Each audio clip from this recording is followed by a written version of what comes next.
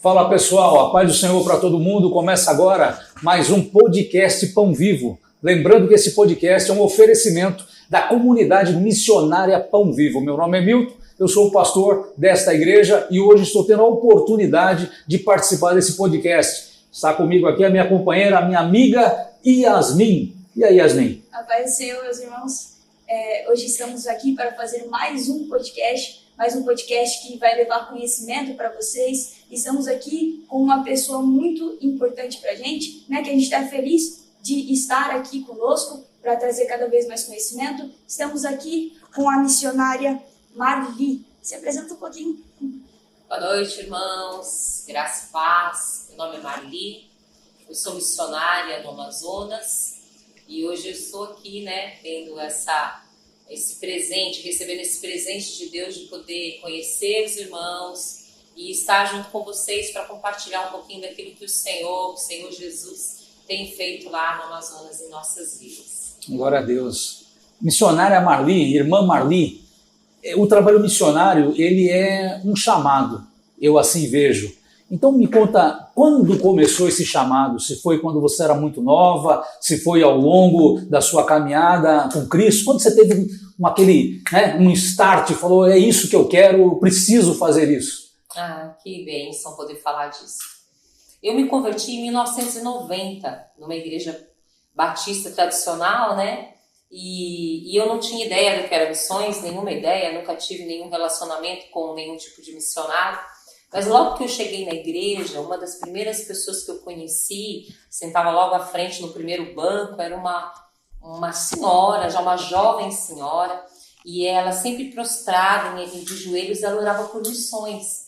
Eu ouvia ela orando assim com todo o coração, com todo o fervor, ela chorava por os missionários, e quando eu via isso, tocava o meu coração, e eu tinha o desejo de orar com ela também, E de repente eu comecei a sentir isso em meu coração, um fogo que ardia por missões, Então sempre que aparecia, nós recebíamos na igreja algum missionário de fora, e eu ouvia os relatos do trabalho em campo missionário, diferente no Brasil, fora do Brasil, eu ia até eles no final para cumprimentá-los e eu dizia, nossa, eu queria ser missionária, eu posso ir com você, eu posso ir com o senhor ou a senhora, geralmente era um casal, Eu era muito nova, eu tinha 19 anos e eu já tinha 2 filhos. E eles olhavam para mim, eles me achavam muito nova e muito precoce naquele momento, e eles diziam, não, irmã, vai orando. Uhum. E assim começou um fogo a queimar no meu coração por missões. Amém. Mas quando é que foi a sua primeira missão como missionária, para fazer missão? Onde foi? Quando foi? Certo. E aí nós fomos sendo missionários dentro do local onde nós estávamos. Então eu comecei a pregar o evangelho por onde eu ia, Eu fui pregando o evangelho no meu trabalho, fui pregando o evangelho na vizinhança, pregando o evangelho nas ruas. Eu gostava muito de distribuir folhetos e pregar o evangelho, e muitas pessoas se convertiam.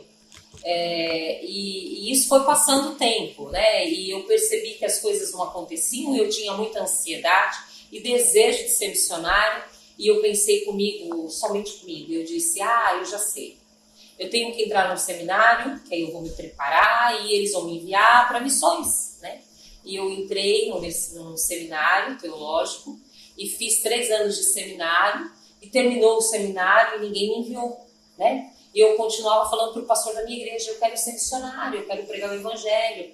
E ele continuava dizendo para eu ir orando. Para resumir, porque a história é grande, eu passei 25 anos orando. Caramba. E pedindo para ser missionário. E chegou um momento que eu, às vezes, eu pensava assim, não, isso não vai acontecer. Isso é coisa da minha cabeça. Eu não sei de onde eu tirei isso. Eu nunca recebi uma palavra profética, nunca nenhum pastor concordou com isso ou disse sim, você será missionária, nós vamos enviar você, mas esse fogo não parava de queimar. Então eu fui missionária em volta da onde eu morava. Eu preguei em comunidades carentes, eu preguei em muitos lugares, mas não era isso que eu queria ser missionária em tempo integral, Na época do seminário, depois do primeiro ano, eu encontrei algumas pessoas que diziam para mim, sim, mas qual é o seu povo? Que povo? onde você vai ser enviada e vai pregar o evangelho? Porque cada um de nós que estamos aqui, nós sabemos, eu vou para a África, ela vai para a China, outra vai, né? Não sei, eu sei que eu vou ser missionária, né? E aquilo me deixou um pouco triste, desanimada. Puxa, eu acho que realmente é coisa da minha cabeça. E eu comecei a orar. E eu comecei a orar e falar, Deus, fala qual é o meu povo. Qual é o meu povo? E depois do primeiro ano de seminário, no segundo ano, nós recebemos um calendário. Todos nós, os alunos, né? E nesse calendário tinha o versículo do Salmo 126, né? Aquele que vai plantando com lágrimas, né? Colherá com alegria. E era uma indígena de cabelo preto e as lágrimas caíam e ela com um feixe de trigo, né? E eu olhei para aquilo e comecei a chorar depois que eu li aquele versículo. E o Espírito Santo me diz assim, o seu povo são os índios. Caramba. Em 1995. Ai, agora eu já sei qual é o meu povo. E eu comecei a orar pelos indígenas, que na época eu nem sabia que era dessa forma que se falava. Falava índios. E eu comecei a orar pelos índios, né? E eu dizia para as pessoas, eu vou ser enviada para pregar o evangelho para os índios. E as pessoas riam de mim. Riam de gargalhar. Os pastores, ninguém acreditava, né? E aí foi passando o tempo. E quando os meus filhos já estavam adultos e casaram e foram embora, e eu fiquei sozinha em casa, e teve muitas vezes que eu batalhei contra esse pensamento e eu dizia, não, eu não vou. É coisa da minha cabeça, eu vou parar de falar sobre isso. Porque cada vez que eu falo e não acontece, eu estou perdendo credibilidade. As pessoas acreditam mais em mim, né? Eu quero abrir um parênteses naquilo que você falou. Você falou que começou a fazer missões ao redor. Sim. Então, você concorda que quem faz missões perto está fazendo missões? Sim. Porque para muita gente fazer missões é para outro país, Sim. ir para um outro povo, ir para um outro lugar. E de repente a pessoa não tem condições de ir para um outro lugar e ela fica desanimada e fala, pô, mas eu vou fazer por aqui, será que vale a pena e coisa e tal? Sim, Você acha que isso te trouxe também uma bagagem para você cumprir esse ministério, que fez parte da tua história, uma preparação de ser por aqui? Porque não dá para pegar aqui e já jogar lá, né? Tem que começar por Jerusalém, né? Como diz a palavra, né? Sem dúvida. Não, mas eu não entendia dessa forma. Dessa forma eu entendi assim, que eu era evangelista, que eu estava fazendo evangelismo. Mas missões para mim era somente sair do meu povo, transcultural, pregar para outro povo que não conhecia a palavra. Aquilo na minha cabeça era evangelismo. E eu sempre fiz, né? O Espírito Santo me dava essa oportunidade. Mas isso deu bagagem, né? Foi. Isso deu Mas um... eu só fui descobrir isso na frente. Sim. Quando eu estava no campo missionário, eu entendi por quê. Então, esses 25 anos, nossa, foi muito tempo, né? Se eu não tivesse passado por esses 25 anos, eu não estaria no campo hoje. Sim, eu já teria voltado. Tem pergunta, minha irmã?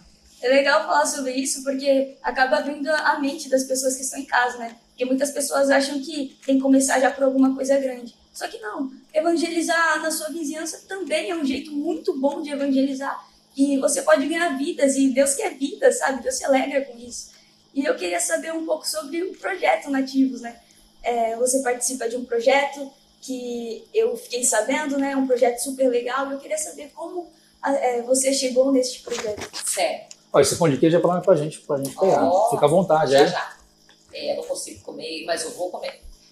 O interessante é que eu frequentei uma igreja que eu não sabia que alguns pastores amigos que se relacionavam com os meus pastores faziam um trabalho pelo menos uma vez por ano com as crianças no Amazonas. Eu não sabia. E quando eu descobri isso, eu falei, nossa, então tá aí a resposta, né? E aí, de repente, eles faziam uma escola bíblica de férias em julho no Amazonas, nas comunidades indígenas. E aí, quando eu descobri, eu disse, não, é agora. Porque eu estou desempregada nesse momento e eu estou de férias, né? Porque se eu estou desempregada, eu estou livre e eu posso ir. Porque esse tempo que eles faziam EBF, eu não poderia ir se eu estivesse trabalhando, né? E aí, eu chego no Amazonas em 2014, junto com essa equipe, que era em torno de 40 pessoas, que eram preparadas para fazer uma escola bíblica de férias com as crianças. Você chega em Amazonas exatamente aonde? Qual cidade? Maués, que é interior de Manaus. Fica perto de Manaus, mais ou menos? Não tem como dizer em quilômetros, mas nós dizemos em tempo de navegação. É de barco? São barco? 20 horas de barco. Nossa, de Manaus para lá? De Manaus para lá, quando o rio está normal. Então, mas você foi para essa cidade, qual é o nome? Maués. Maués. Você foi com uma ajuda desse grupo? Ministério. Desse ministério. Grupo. Esse grupo fazia essa viagem anualmente, né? Então eles preparavam as pessoas e levavam todo um material para encontrar as crianças indígenas. Eles faziam um trabalho para em torno de 400 crianças. Então esse grupo daqui de São Paulo já tinha um contato com o Ministério Nativos e juntos eles subiam o rio e percorriam 11 comunidades indígenas. Mas essa cidade Maués, Isso. ela nunca ouvi falar, hein? Essa Papagaio Curioso, em Sapere Maué. Caramba! Mas ela é uma cidade indígena ou ao redor ela tem... é uma cidade indígena, mas a história conta que os portugueses, os brancos, quando invadiram ou entraram no local, os indígenas foram entrando para as matas e é uma cidade normal. Hoje é composta por todo tipo de povo. Então, assim, nós temos lá uma população ribeirinha, uma população indígena, tanto na cidade, mas predomina no interior, né? No interior de Maués. E é uma cidade que, assim, gira em torno de uns 60 mil habitantes. Uma cidade muito bonitinha, uma graça. Então, conhecida como a cidade do Guaraná. Ah, que legal. E você, quando você chega lá esse pessoal tinha uma base? Quando eu chego lá, já tem uma equipe missionária, pessoas que Deus levantou de ministérios diferentes com o mesmo desejo. Isso que é muito legal, né? Não é uma coisa, um monopólio, né? Não. É uma coisa... De denominações diferentes, né? Que querem entregar o evangelho para os indígenas, né? Para o povo ribeirinho. E aí eles conhecem o líder desse trabalho, que já estava morando em Maués e começou esse ministério sozinho, só ele, sua esposa e 2 crianças pequenas, como é o pastor Marcos Rosa, a pastora Paula. E aí ele vai se unindo aos poucos, ele mesmo ora e pede, nossa, estou muito sozinho, e Deus começa a mandar pessoas para se unir a ele. Hoje ele tem uma equipe aí de mais ou menos uns 12 missionários, né? A maioria é casal, só eu que sou sozinha, né? Solteiro. Então, cheguei lá com essa equipe de em torno de 40 pessoas para fazer um trabalho de 14 dias no máximo. Não dava 14, acho que 12 dias mais ou menos. Subi o rio fazendo as comunidades indígenas e um dia de comunidade ribeirinha. E quando eu chego lá em 2014, depois de orar por 25 anos, eu não conseguia falar.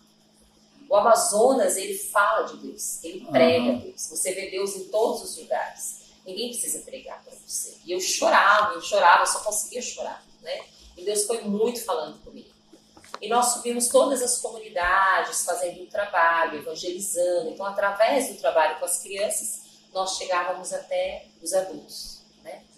Então, eu cheguei em uma determinada época, aqui na Baixada tem algumas aldeias indígenas, e a gente chegou numa determinada época, aí nesses lugares, que eram lugares muito carentes, faltava tudo, e a gente chegou a levar uma ajuda, né, de alimento, de roupa, mas a gente notava, principalmente os indígenas da linha dos Guarani, que eles são muito arredios, né? É muito difícil você chegar, é muito difícil você... eles mesmo, eles têm como que um sentimento de, se ele chegar muito perto de você, ele já não é mais indígena, então, né, não posso me relacionar tanto assim e eu não posso me contaminar, como determinadas outras linhagens se contaminaram e de alguma forma perderam a sua identidade. Então, ali eles mantinham o seu dialeto e a gente se encontrou uma dificuldade muito grande de penetração nesses lugares. Você encontrou isso também? Sim, é uma característica dos indígenas. Eles são desconfiados, né? Sim, muito. A própria história Apesar deles, que é 500 anos também de... É a própria história deles. Eles não confiam nos brancos, não confiam. E eles falam ou nos tratam dessa forma. Porque essa minha primeira viagem foi só uma expedição. Em 2015 eu já volto para morar. Deus já me dá uma palavra que eu iria voltar para morar como missionária no local. Aí eu chego e moro na cidade de Maués, capital, cidade, 2 anos para conhecer a equipe, para me adaptar, para servir os missionários. E servir no hospital, servir no abrigo, servir de várias formas, fazendo evangelismo de casa em casa, mas o meu objetivo, meu coração era no interior, era trabalhar diretamente com os indígenas. E aí o pastor, que é o responsável pelo Ministério dos Nativos, foi me conhecendo, confiando e vendo que realmente era um chamado, né? Porque o desejo dele era mandar para o interior um casal de pastores, não uma mulher sozinha, né? É uma cultura machista, né? Sim. Onde predomina o homem, né? E aí vão mandar uma mulher sozinha, né? Complicado. E depois de 2 anos ele foi me conhecendo e vendo que realmente era Deus, não era eu, né? Porque realmente nós não temos capacidade humana nenhuma, se não for da vontade de Deus e não for o Senhor que esteja à frente do trabalho, não vai dar certo. Não vai dar certo, né? Então ele entendeu e me enviou em 2018. 2017 eu ia, ficava 15 dias. Nós chegamos, foi Deus também, a comprar um terreno na área ribeirinha. Então isso começou em 2014? 2014 eu conheci o local. 2015 eu já fui para morar. Aí eu morei 4 meses aproximadamente na casa de um casal de pastores da missão. Depois eu morei 9 meses no barco da missão, na beira do rio, na beira da cidade. Você sentiu alguma diferença ou teve algum problema de saúde por conta de malária ou mosquito, tanta coisa que tem por lá? Teve que tomar vacina? Não, malária não tem vacina. Quando eu fui daqui para lá, eu tive que tomar febre amarela, né? Foi obrigatório. Não tive. Então hoje eu estava comentando que a maioria das pessoas, quando chegam lá, ela tem vários problemas, principalmente com problemas com a água. Então, elas têm infecções intestinais, de tempos em tempos, problemas de alimentação, adaptação de alimentação, muito quente, tem vários problemas. Que tem de alimentação diferente que você olhou e falou, cara, isso é diferente para comer e normalmente eles comem? Então, a base de alimentação do amazonense é a farinha de mandioca. Só que muito diferente da nossa. A nossa farinha de mandioca ela é fininha e branca. A farinha de mandioca deles é feita da mandioca brava, como nós conhecemos aqui. Para eles, mandioca é só essa mandioca, que é a mandioca brava que nós conhecemos. Não é a macaxeira. Nós entendemos mandioca as duas. Sim. Eles diferenciam. Essa mandioca é para farinha e essa é macaxeira, aquela que é branquinha, que a gente cozinha, come frito. Mas eles preferem a outra. Essa é para uma coisa, essa é para farinha. Então, essa mandioca é uma mandioca amarela, bem amarelinha, tem todo um processo para que se confeccione essa farinha. É uma farinha mais grossa, uns grãos mais duros e redondos. E quando eu cheguei lá, eu tinha muita dificuldade de mastigar aquilo. Eles jogam na boca e comem. Então, a base de alimentação no Amazonas é essa farinha com peixe, farinha com carne, farinha com tudo.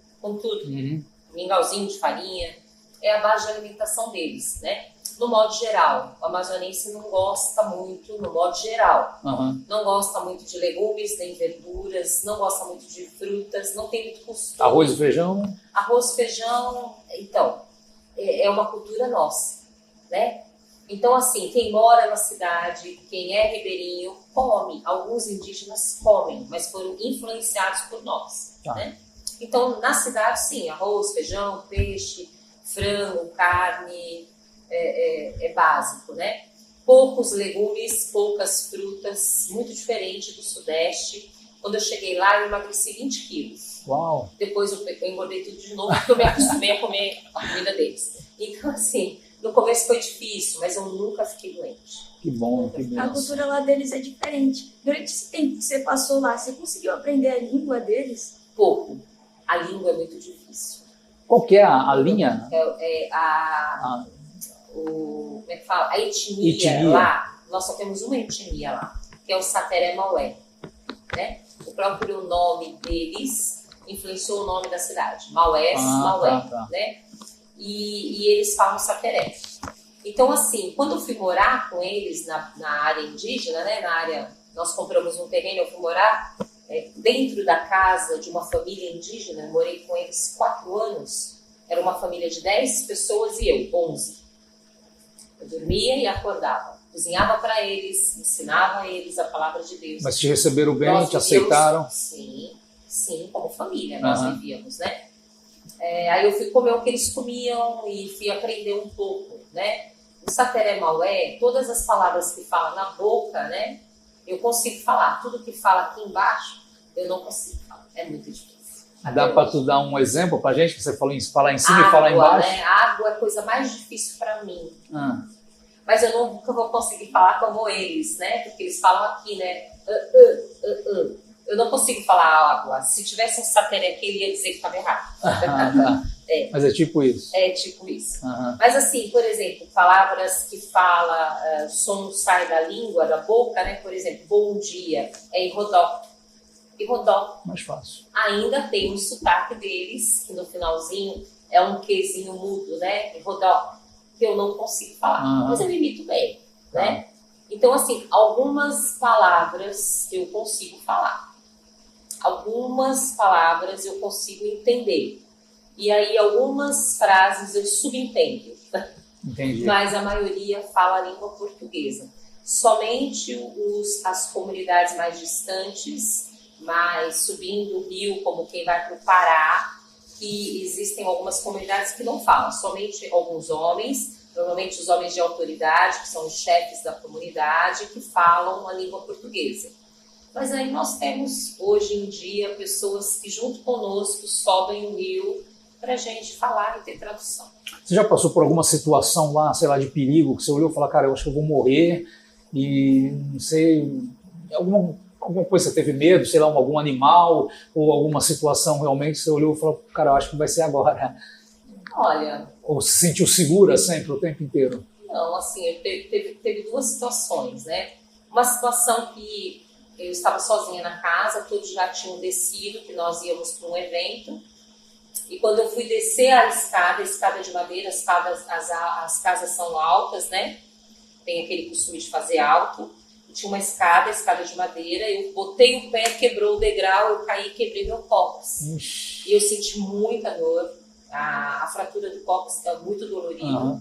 E eu tive que ir gatinhando e ficar em pé e descer lá para baixo, porque da base, que é plana, lá para baixo, para a beira do rio, para a locomoção de barco, sempre é muito, você tem que... É uma boa descida, né?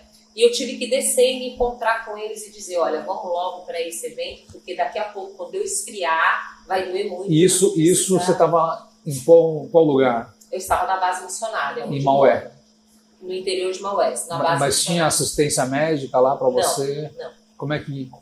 Quanto tempo demorou para você ser tratada? Do tempo que eu fiquei em Maués, depois eu fui morar na base missionária, né? Nós compramos esse terreno, abrimos do nada, era tudo mata fechada, então fomos construindo devagarinho e essa família construiu uma casa de palha com telhado de madeirite. Eu morei com eles 4 anos, depois desenvolveu, hoje nós temos uma base com outros lugares. E perto de cada comunidade tem sempre uma comunidade que eles chamam de polo. E ali eles têm tipo um ambulatório médico para atendimento dos indígenas, não do branco. Tá. E ali dentro tem, por exemplo, enfermeiros, técnicos de enfermagem que atendem num caso como esse, mas eu não sou indígena. Então, no meu caso, eu não teria atendimento. Só que quando eles chegaram comigo de volta em casa e viram que inchou muito, eu estava com muita dor, eles foram correndo chamar uma enfermeira que disse, não, nós vamos chamar uma lancha da saúde que vai levar você para a cidade, porque não tem condição, né? E aí eu fui ao médico, me socorreram e depois eu me recuperei de volta no mesmo lugar. Mas aonde eu moro não tem socorro tão rápido, não tem energia elétrica, não tem telefone, só tem água potável, porque fomos nós mesmos que cavamos o nosso poço e a gente tem água potável. Nossa, então é um lugar bem afastado mesmo. Sim, é no meio da selva amazônica. Bom, e aí? E animal, sei lá, Tem tudo, onça, né? você já viu alguma coisa lá? Sei lá. Não, eu nunca vi. Deus nunca permitiu que eu visse. Vocês iam ver Mas até, sim. vocês iam ver até no TikTok um irmãozinho, não sei aonde, qual parte do Brasil que ele estava fazendo uma live e de repente aparece uma onça. E ele fala, meu Deus, é uma onça ali, e a onça passa. Na região onde eu moro, a demanda de alimentação é muito grande. Então há muita caça, Tá. porque é permitido caçar para os indígenas. Não para nós, mas para eles sim. Sim. Então tudo vira comida, né? Então não tem assim tanto mais. Tem áreas que tem, mas ali onde nós estamos não tem muito, não tem. Houve uma maracajá uma vez, que parece uma onça para nós, mas ele é bem menor, né? Que entrou lá por causa do galinheiro. Mas eu não vi, eu não estava na base nesse dia, eu estava na cidade. Então, quando aparece cobra ou qualquer coisa, eu nunca estou, sempre estou na cidade. Quando vocês estavam lá, vocês tinham uma estratégia de evangelização? Como, por exemplo, fazer um teatro, algo diferente para evangelizar? Olha, eu entrei para evangelizar primeiro uma família que eu morava com eles, né? Então eles se diziam evangélicos, mas na verdade eles não conheciam ainda. Eles conheciam a religião, mas eles não conheciam Deus verdadeiramente. Então eu tinha que viver com eles o evangelho puro e verdadeiro, para que eles pudessem entender e viver, e aí a gente poderia fazer esse trabalho juntos. Então, nós recebíamos muitas visitas, né? Porque tudo é através do rio. Ninguém se locomove se não for através do rio. Então, canoa, rabeca, que é um motorzinho menor, ou é uma voadeira, que é um motor de popa, para quem tem mais condições. Então, quando as pessoas chegavam lá, nós conversávamos a respeito da palavra e evangelizávamos. Eu não tinha embarcação. Então, para eu sair dali, para eu evangelizar em outro lugar, eu dependia que os próprios indígenas com quem eu morava me levassem para esses lugares. E as canoas deles são canoas de madeira, e muitas delas precárias, muitas vezes entrava mais água dentro do que fora, a gente tinha que ficar jogando água. E muitas vezes eles diziam, não posso levar a senhora, porque a senhora é muito pesada, é perigoso. Então muitas vezes eu queria evangelizar, visitar as pessoas que estavam vindo, e eu não podia. Então durante 4 anos meu evangelismo foi oração. Eu fui orando pelas comunidades ao redor. E eu fui orando, eu fui profetizando a palavra sobre elas, palavra de salvação. E muitas vezes as pessoas pelas quais eu estava orando, as comunidades que eu estava orando, apareciam as pessoas lá na base, tipo, quebrou aí nossa embarcação bem na frente, a gente está precisando de socorro. Era uma oportunidade de pregar o evangelho. Sim. Na época do Covid, nós ajudamos, né, o Ministério Nativos, que tem uma embarcação grande, fez uma barreira sanitária para não permitir que os indígenas descessem para a cidade, se contaminassem, porque a FUNAI tinha um grande medo que eles morressem. Então, queria informá-los, olha, não pode descer para a cidade, vocês precisam usar máscara, ficar nas suas comunidades, para vocês não ficarem doentes. Se trouxer a contaminação para uma comunidade dessa, vai morrer todo mundo, e eles ficaram com muito medo. Então, durante esse tempo, os missionários da Nativos, nós trabalhávamos informando. Então aqui tem máscara, tem álcool gel, aqui tem uma cesta básica, não desça para a cidade, fique aqui. E foi uma época que os ribeirinhos vieram muito pedir socorro. E não era o meu objetivo pregar para os ribeirinhos, meu objetivo era pregar para os indígenas. Eu só queria pregar para os indígenas. Então eu ia nas comunidades, eu pregava. Explica para a gente aqui o que é a diferença de ribeirinho para indígena. O ribeirinho talvez é uma mistura, né, do branco com o indígena. E ele é chamado de ribeirinho porque ele mora na beiradinha do rio. Ele faz as casinhas na beirada do rio, então eles são chamados ribeirinhos. E o indígena, ele já tem uma característica diferente. Ele é indígena puro, né? Indígena casado com indígena. Existem casos de indígenas casados com ribeirinho, mas o que predomina é o indígena. E ele mora em comunidades altas, longe das altas, muito alta mesmo. Então, quando eles começaram a chegar, e pela facilidade talvez da língua e do entendimento, né? Porque às vezes o indígena ele entende o português, mas tem palavras que ele não entende o significado. Então você tem que pregar para ele muito fácil, você tem que falar bem básico, você tem que contextualizar para ele entender o Evangelho. E os ribeirinhos foram recebendo o Evangelho. E por conta disso, eles foram chegando na base. E aí o trabalho, porque nesse momento nós já tínhamos uma igreja, já tínhamos implantado uma igreja, já tinha cultos semanalmente, cultos da palavra, de oração, cultos de ensino da palavra, cultos de celebração, e eles foram se achegando e foi mesclando o grupo. Então virou um grupo de indígenas e ribeirinhos. E um foi ajudando o outro, né? E de repente eu ganhei uma embarcação, Deus levantou pessoas para me mandar uma embarcação e nós começamos a alcançar outros lugares que ainda não tinham ouvido o Evangelho. E as pessoas foram se convertendo, graças a Deus. Né? Através das crianças nós atingimos muitas pessoas. Né? A gente começa às vezes com crianças, daqui a pouco os pais estão ouvindo o Evangelho. E hoje nós já temos essa igreja que está ali implantada, em torno de 50 pessoas ali frequentam, né? E já tem uma congregação dentro de uma comunidade indígena que nós cuidamos, que nós damos aula e que eles estão cultuando lá no local. Porque teve uma época que eu preguei em algumas comunidades indígenas que eu só podia pregar na missa. Tá. Porque nos outros dias não tinha ninguém, as pessoas sumiam, iam para suas roças, eu não encontrava ninguém, era uma comunidade fantasma. Qual é o dia que junta todo mundo aqui? O dia da missa. Então vou pregar na missa. Porque se Deus quer assim, assim será.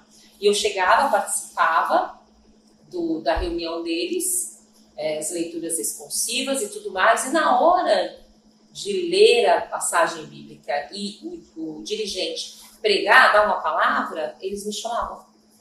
Eu pregava o Evangelho. Então, com isso, a gente foi entendendo, Deus foi dizendo, você não precisa trazer eles da comunidade deles, distante, que às vezes não tem embarcação, para até a base. Você pode levar a minha palavra até eles, e eles vão me cultuar onde eles estão.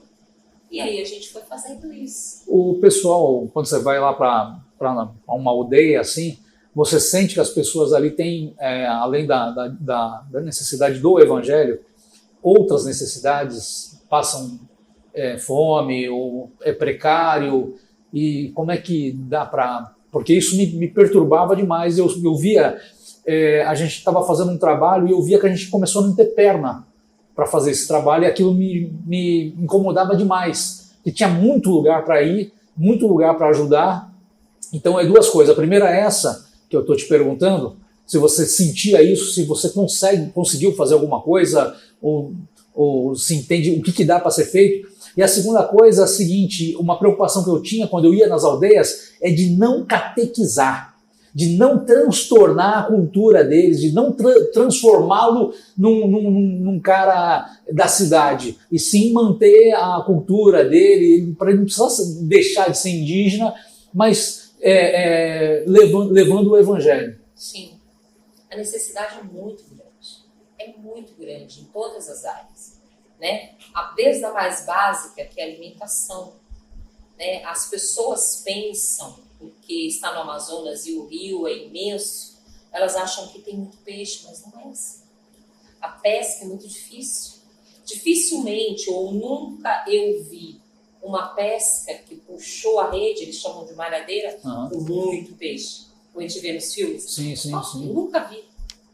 Quando eu cheguei lá, eu pensei, nossa, eu vou comer muito peixe, eu amo peixe. Eu nunca comi. Então, assim, quando eles conseguem puxar a malhadeira sem que o boto tenha rasgado e estragado a malhadeira, que é caro para eles comprarem. O coitado também quer comer, né? Também, é meio guloso, né? 2, 3 peixinhos pequenos. Nossa. E que eles fervem uma água com sal, que eles chamam isso de caldeirada, e colocam esse peixinho lá dentro. E aí eles pegam e fazem um pirãozinho com a farinha e comem a 10 pessoas, uma família. Meu Deus. Um peixinho só para dar gosto. Então, a alimentação é muito precária, as crianças passam muita fome. A maioria dessas pessoas tem anemia, porque a alimentação delas é muito pobre, né? E Deus fez um milagre assim, com o nosso pessoal, porque muitas vezes a gente não tem perna mesmo, nenhuma. Eu me sinto sem perna nenhuma. Mas o Espírito de Deus começou a mover situações, né? E pessoas que foram nos ajudando, e assim, as minhas compras foram aumentando mês a mês, mês a mês, mês a mês, mês a mês. E as pessoas que foram se tornando assíduas, né, nossas ovelhas, a gente se preocupa mais. Né? A gente se preocupa com todos, mas não conseguimos ajudar todos. Então a gente começou a dar uma cesta básica, que lá chama rancho, né? Mas não consegue dar uma cesta básica grande como aqui. Então dá um ranchinho menor, né, para ajudar. E aí eu percebi que muitas vezes essa cesta básica que a gente faz normalmente não é aquela cesta básica que eles usam. Então eu percebi que não era eficaz, né? Tinha que ser uma coisa específica para eles. E aí tinha um gasto às vezes necessário, né? Dava uma coisa que eles nem usavam. Então Deus foi me dando estratégia. Então comprar e guardar em casa. E hoje eles têm uma liberdade de chegar em casa e falar: a senhora tem um quilo de arroz? A senhora tem um açúcar? A senhora tem um leite? Para a gente poder ajudar, né? Então assim, no começo, quando eles vinham para assistir os cultos, a cultura deles diz assim: chegar numa casa é uma visita. Não se sai de lá sem comer.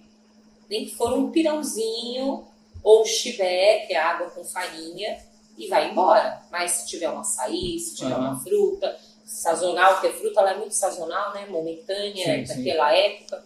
Ou se tiver um peixe, faz um caldinho. É muito... sai sempre com alguma coisa. Eu percebi que eles chegavam lá, assistiam o culto e depois ficavam. Não iam embora. Não ia embora. Eu ficava olhando, né? E aí a indígena com quem eu morava falava: estão esperando comer alguma coisa. Aí eu ia lá e inventava alguma coisa, entendeu? Ou fazia um macarrãozinho, ou fazia uma sopinha, ou fazia um bolinho de chuva, fazia alguma coisa, e aí fazia um café, todo mundo comia e ia embora. Então, durante muitos anos, eu fazia janta. Caramba. Todos que estavam no culto jantavam e depois iam embora. Muitos deles era a única refeição que eles tinham feito. Eles faziam uma refeição diária, né? Agora, culturalmente falando, sim, nosso desejo não é tirar eles da cultura deles. Eles são índios, indígenas e com muito orgulho. E eu tenho orgulho que eles sejam indígenas, né? Mas o nosso desejo é que o evangelho, o reino de Deus, ele está acima de qualquer cultura. Qualquer cultura. Você continua dentro dos seus hábitos e costumes, dentro da palavra de Deus. Tudo que está na palavra de Deus que é contrário, a sua cultura não bate, se você agora anda em novidade de vida, você vai viver o reino de Deus, né? Agora, tem coisas que não, você está vivendo os seus hábitos e costumes normal. Quando a gente começou a fazer esse trabalho com os indígenas aqui, veja, era aqui, poucos quilômetros daqui. Mas quando a gente entrava lá, era como se a gente estivesse em outro país. Porque eles estavam falando outra língua, eles tinham um costume completamente diferente do nosso, completamente diferente. E às vezes no começo, a gente tentava ajudar de um jeito e a gente viu que não era aquele jeito certo de ajudar, né? Em primeiro lugar, a gente foi lá com uma mentalidade para ajudar, né? E eu me lembro quando a gente começou aí, teve uma outra igreja que me chamou e falou: olha, não adianta você ir lá, porque eles só querem a comida. E eles são interesseiros, eles só querem a comida. E eu falei para ele, você também é interesseiro, porque você só quer que eles vão para a sua igreja.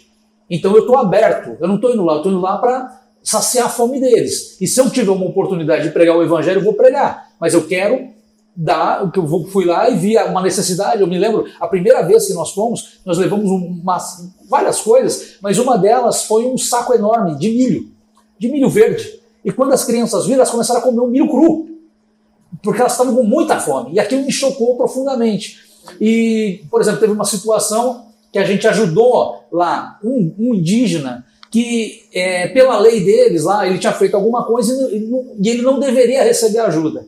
Mas a gente ajudou. Falou: vamos ajudar ele, não sei o quê. Ajudamos. Da outra vez, uns 2 dias que nós fomos lá, ele estava machucado, porque eles tinham dado uma surra nele. E a gente falou: cara, a gente não... Aí alguém: não, a gente tem que conversar. Eu falei: não, existe uma lei aqui, existe um costume aqui. Então a gente precisa entender o que é esse costume, até para ninguém mais se machucar, até para a gente que está chegando. Então não dá para a gente impor uma ordem, uma nova ordem, e sim simplesmente tentar se amoldar a essa sociedade. É só o evangelho que pode fazer isso, né? É só o evangelho. Porque quando Jesus veio para os seus, o povo judeu, os judeus tinham um costume, não tinha? E era o povo dele, que tinha sido instruído por quem? Pela lei. Mas Jesus estava acima da lei. Eles já tinham costumes que foram impostos pelos fariseus e por todos os líderes religiosos, né? Então, sempre vai existir isso. Mas a palavra de Deus nos leva acima de tudo isso, né? Você, por exemplo, na sua casa, foi criado pela sua mãe, seu pai, que tinham costumes de fazer de tal forma, e quando você institui sua família, você continua daquela linha, igualzinho o papai e mamãe nos ensinou. Então, aí vem Jesus... Às vezes o casamento dá até choque por causa disso, né? Porque cada um veio de um jeito, né? Um gosta de comer à mesa, só almoça, toma café. Quando tá todo mundo reunido. O outro gosta de ficar na frente da televisão, comendo, assistindo televisão. Tem família assim. Sim. Então, quando os dois se unem, tem que ter uma adaptação. Então, se esse costume não se choca com a verdade, que é a palavra de Deus, continue com seus costumes. Mas se esse costume é contrário à vontade de Deus, somente o Espírito Santo vai poder conduzi-los à verdade para que tenha uma novidade de vida. Não, mas eu digo isso porque é o seguinte, às vezes o cristão, né, ele chegou aí nesses lugares para se impor. Porque estou com a verdade, religião, né? Isso é complicado, né? Isso é religião. Isso que atrapalha muito. O maior problema que eu tenho hoje para evangelizar essa área são os religiosos. Não são os católicos. É quem mais dá não trabalho. São aqueles que não têm nenhuma, porque na verdade o Sateremaué, ele é muito voltado para Deus. Aquele que nunca ouviu o evangelho, isso é muito difícil. Mas aquele que nunca ouviu, ele adora Tupana, que é Deus. Sim. Né? E ele canta para Tupana, ele tem um temor de Deus. Né? Agora, quando entrou a religião, aí deformou. E o meu propósito não é dizer para ele assim, você está errado, não faça isso, faça isso, né? Eu não posso fazer isso, porque não vai dar resultado também. O que eu tenho porque fazer isso é catequizar, né? Eu não vou. Esse é o problema. Isso. O que eu tenho que fazer é ensinar para ele a verdade do Evangelho, que está na Bíblia, e que é a única verdade a respeito de Cristo. E aí, conforme ele for conhecendo Cristo, aquilo que ele fazia, que diziam para ele que era o certo, ele vai ver que não cabe mais, não me serve mais, eu não sei por que eu faço isso, aí eu vou fazer certo, né? Então, assim, quando começou a vir os ribeirinhos, eles eram católicos.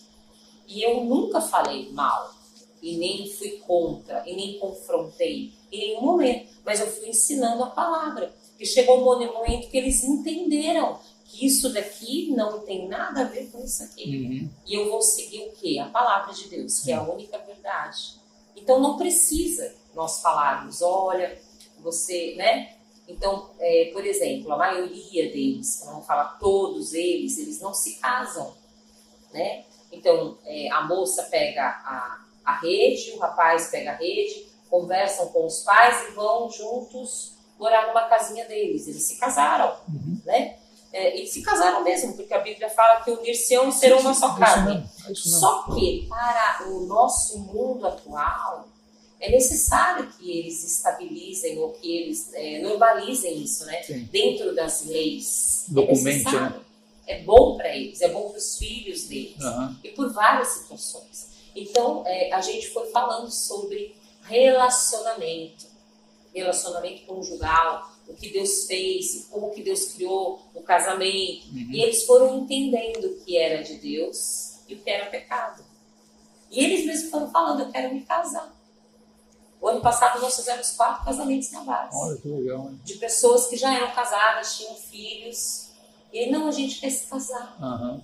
Então, é somente a palavra que convence as pessoas, né? Sim. E traz ela para viver uma vida nova em Cristo Jesus, né? Tem pergunta aí, irmã? Eu queria saber se teve alguma ajuda de alguma instituição. Você falou que vocês faziam cesta básica, essas coisas, e tudo isso acaba levando custos, né?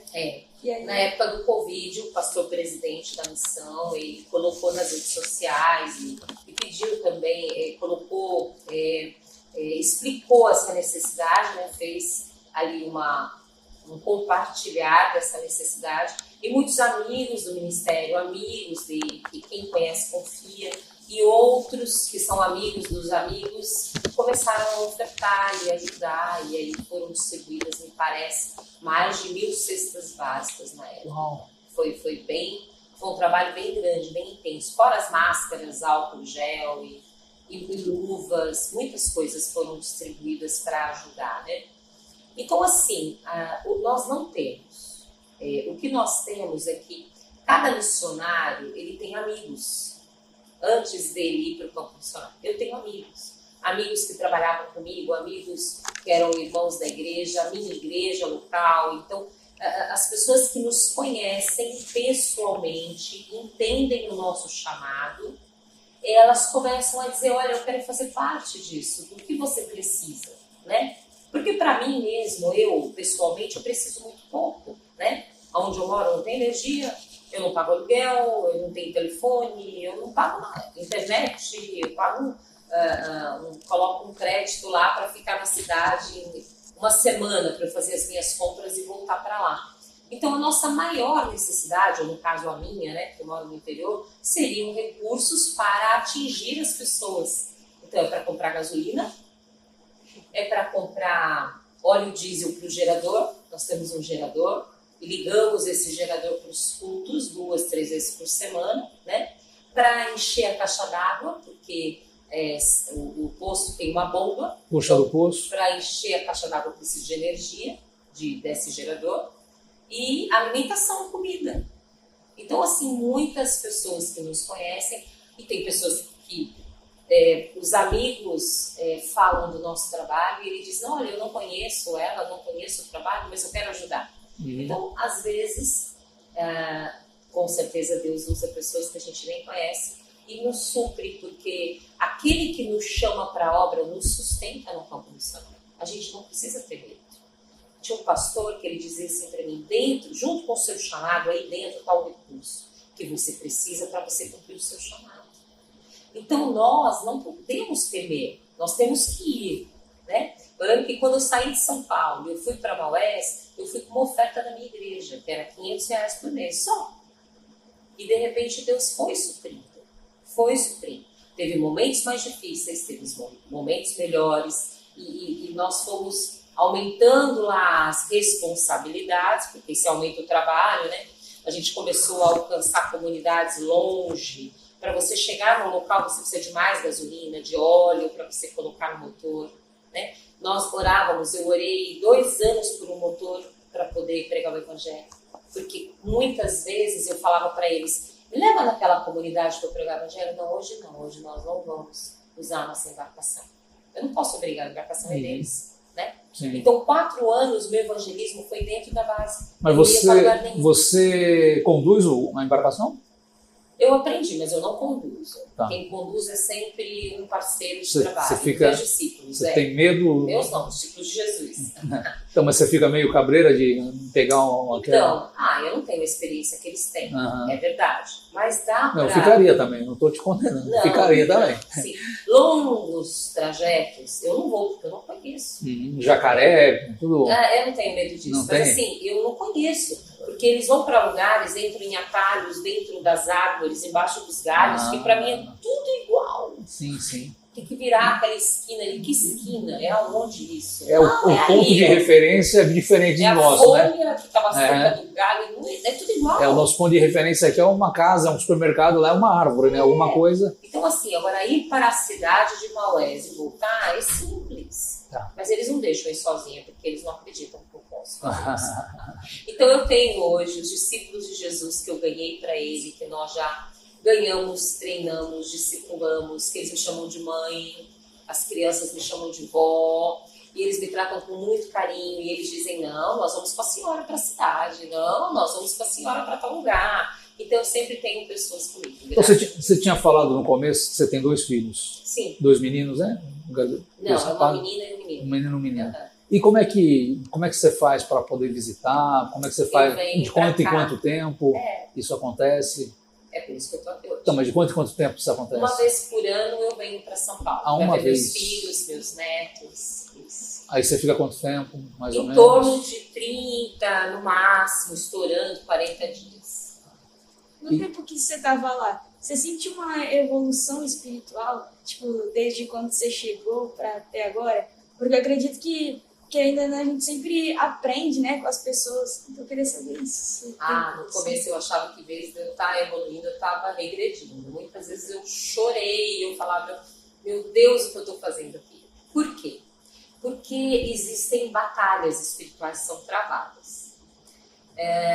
Em Maués, assim como em todos os lugares, existem espíritos regionais que a gente tem que enfrentar, né? E os espíritos que agem lá na região de Maués é rejeição, inferioridade, né? E isso é muito visível nas pessoas, tanto da cidade quanto do interior. E quando eu cheguei lá, eu sentia muito isso, eu comecei a sentir isso. Mas que estranho, eu nunca senti isso. Eu me sentia inferior, me sentia rejeitada, excluída. O que eu estou fazendo aqui? Muitas vezes eu andando por Maués, orando, né? E uma vez eu estava andando lá na frente, onde tem os barcos, as embarcações, e o inimigo falou comigo, ele disse, o que você está fazendo aqui? Você percebeu que você mora numa ilha? Eu olhei e vi rio em volta de toda a cidade, e eu disse, é verdade, eu moro numa ilha, o que eu estou fazendo aqui? Então, assim, foram 4 anos de batalha espiritual muito forte.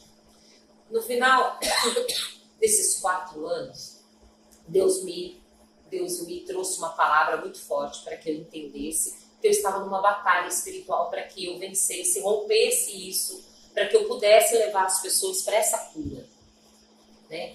Porque em Cristo nós somos filhos e nós temos tudo que precisamos. E nós não somos rejeitados. Nós não somos o filho ou a filha daquela mãe que nos abandonou aqui da terra, ou o pai.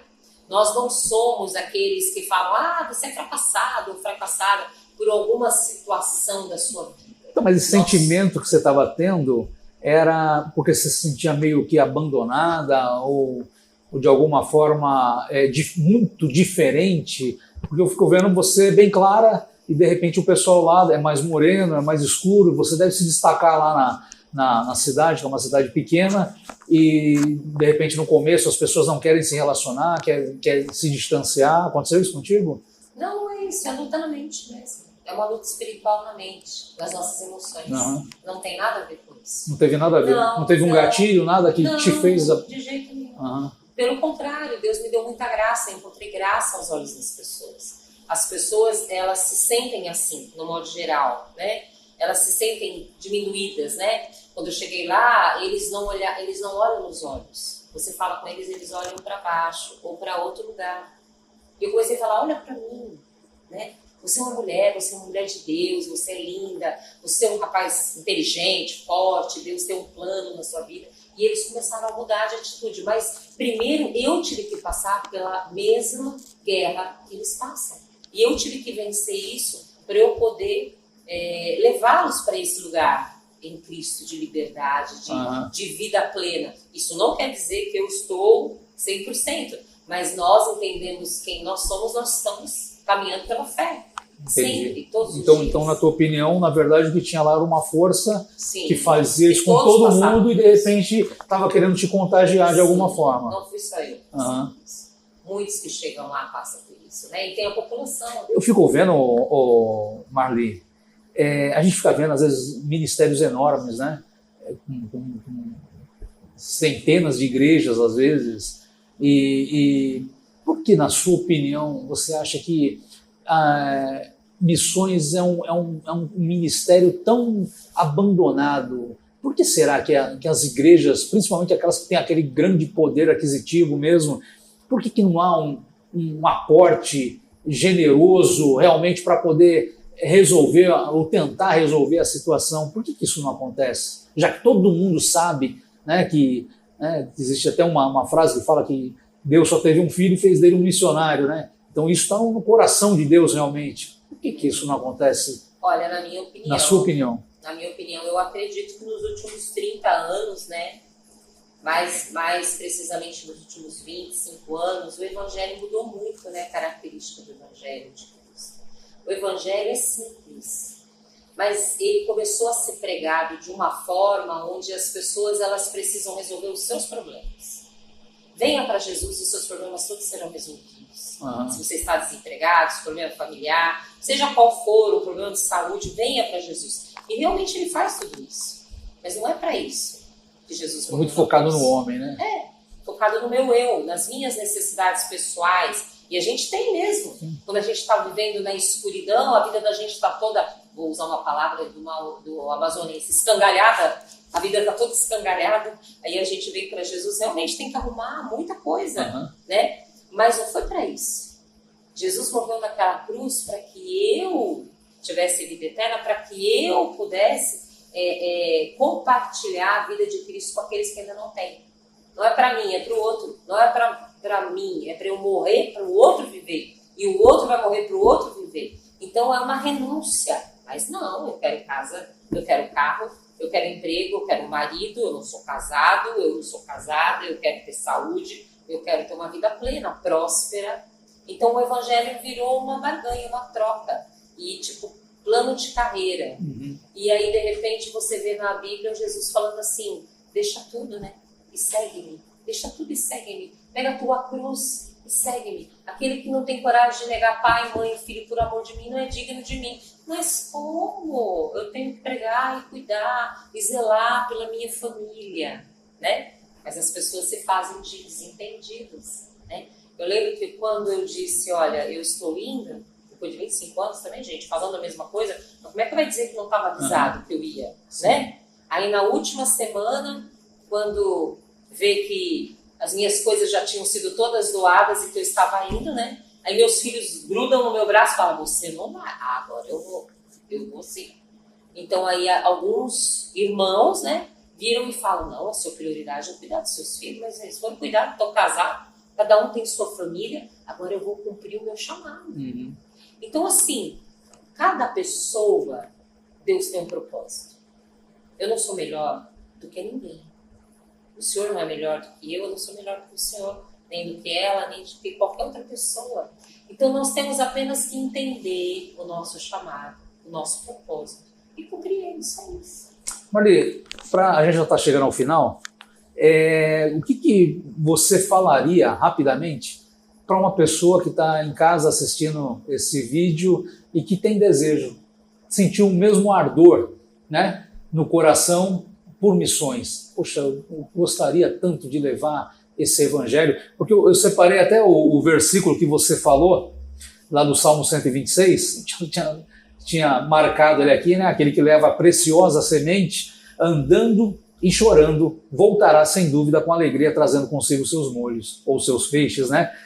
Ou seja, a noção clara de que está sendo transportado é uma preciosa semente, né? Alguma coisa que eu preciso cuidar com a maior proteção, dar a maior segurança, e vai ser essa andança, vai chorar, mas voltará, sem dúvida, trazendo uma recompensa. O que você pode falar para uma pessoa assim? Olha, o que eu vou te dizer, meu irmão, minha irmã que está aí assistindo nesse momento, é o seguinte: a chama que Deus colocou no seu coração, ou que está queimando, o desejo de pregar o evangelho, seja onde for, na sua vizinhança, no hospital, ou fora do Brasil, ou em qualquer lugar, foi Deus que colocou. Porque é Deus que coloca essa chama no nosso querer, nosso coração. Tanto querer quanto efetuar.